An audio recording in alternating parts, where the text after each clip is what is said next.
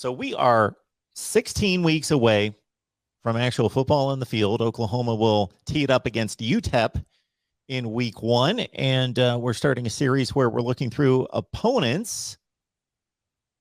And we're going to start that series right now. We got Steve Helwick on the line from SB Nation. He writes for Underdog Dynasty and Hustle Belt on SB Nation. And Steve, we appreciate you being here today. Thanks for having me on here. 16 weeks away, can't come soon enough, but really excited just looking at the schedule and seeing football about to happen in the near future.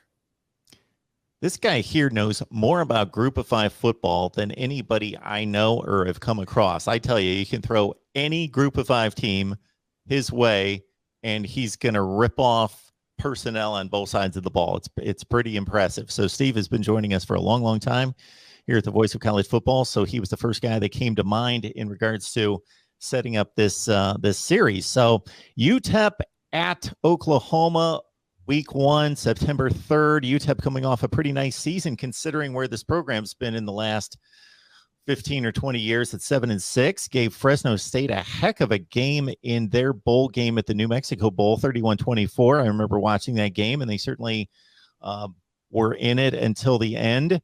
And they did not play a Power 5 last season. They played Texas back in 2020. That didn't go too well at 59-3. But, Steve, what does this UTEP team look like coming into 22?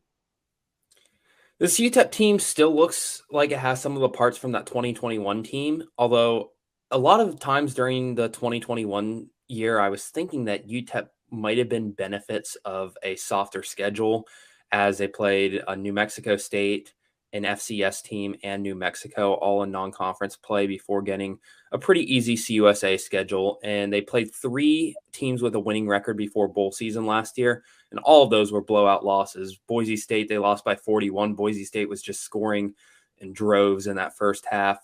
And then they lost to UTSA by a handful and to UAB in the season finale.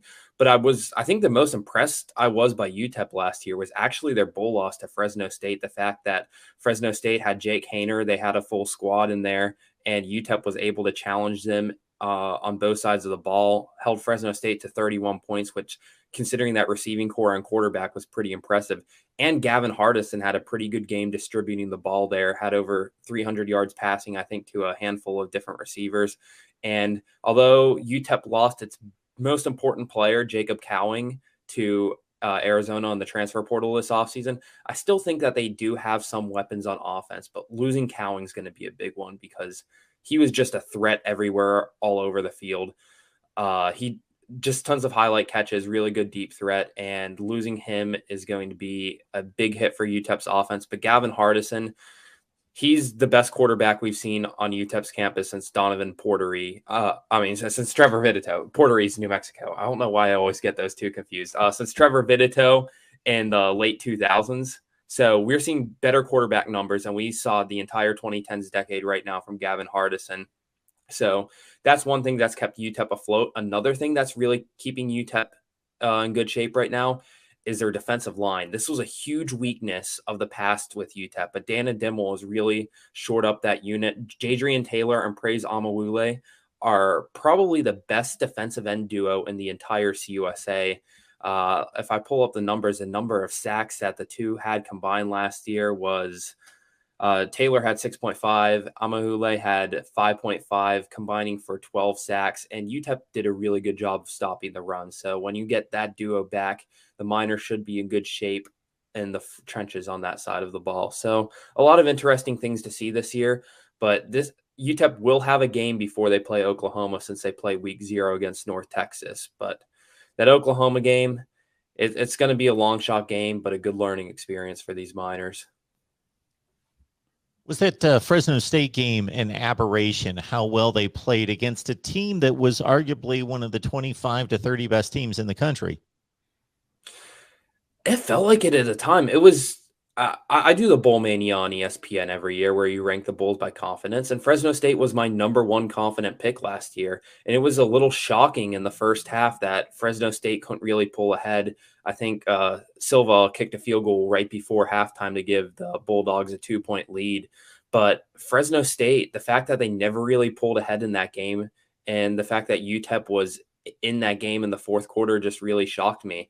And if you look at the box score of that game, it's not like UTEP really outplayed Fresno State in many areas, which is even more jarring that they kept it close. UTEP was just a good team that game. They didn't benefit off turnovers. They lost a turnover battle in that game. It was just Gavin Hardison did a really good job of picking apart Fresno State's secondary was what I thought was the main factor in that game because UTEP didn't stop the run that well.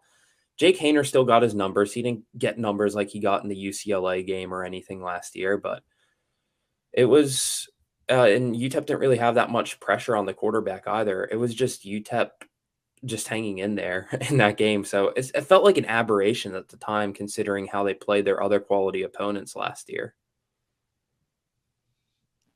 You have anything on this one, Jason?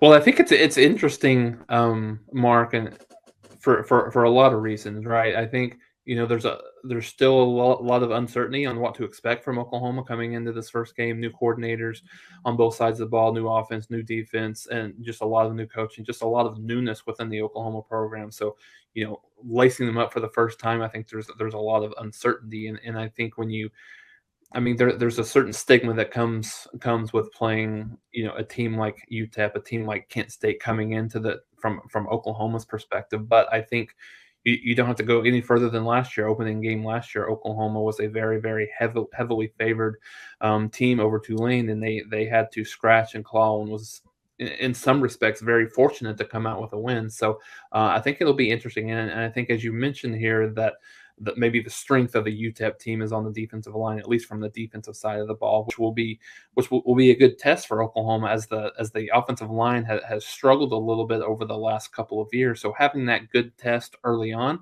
I think will be good just to see where Oklahoma's offensive line is early in the season, based on where they were early in the season last year. I've got to think the spread on this game is going to be somewhere in the 25 to 30 range. At least. Steve, do you have a projection on, not necessarily this game, but do you have a projection on what type of team we can expect from UTEP? Do you think they'll make it to postseason play again? Let me pull up the schedule right here. UTEP, they have Oklahoma this year, which is a tougher opponent than they played anytime last year. Also, Boise State on the schedule. So the non-conference is already looking a little tougher this year. But they do get both New Mexico teams. The CUSA schedule has been pretty weak recently, so they have some games in there that they could win in that CUSA schedule. So I think that this team should probably end up around the 5-7 to 6-6 range in the regular season. I said getting your quarterback Gavin Hardison back's big, and also they're going to dominate the trenches against a lot of CUSA offensive lines with the defensive line that they have. But against Oklahoma, you're not going to see any of that on paper. They could enter the game 1-0 with a win over North Texas, who they barely lost to last year on week 0. But I'm excited to watch Dylan Gabriel play football again because he was knocked out of that Louisville game. And Dylan Gabriel throws a better deep ball than I think any quarterback in the country. And he's going to pick apart that UTEP defense. We saw it last year at Boise State. He was spotted a 21-0 deficit at the beginning of the game, and Gabriel just brought them back by just basically going deep on that Boise State team and targeting the boundaries. And he's going to be able to do that with ease probably against this UTEP secondary. So it's going to be fun to watch him again in his opener in a new uniform.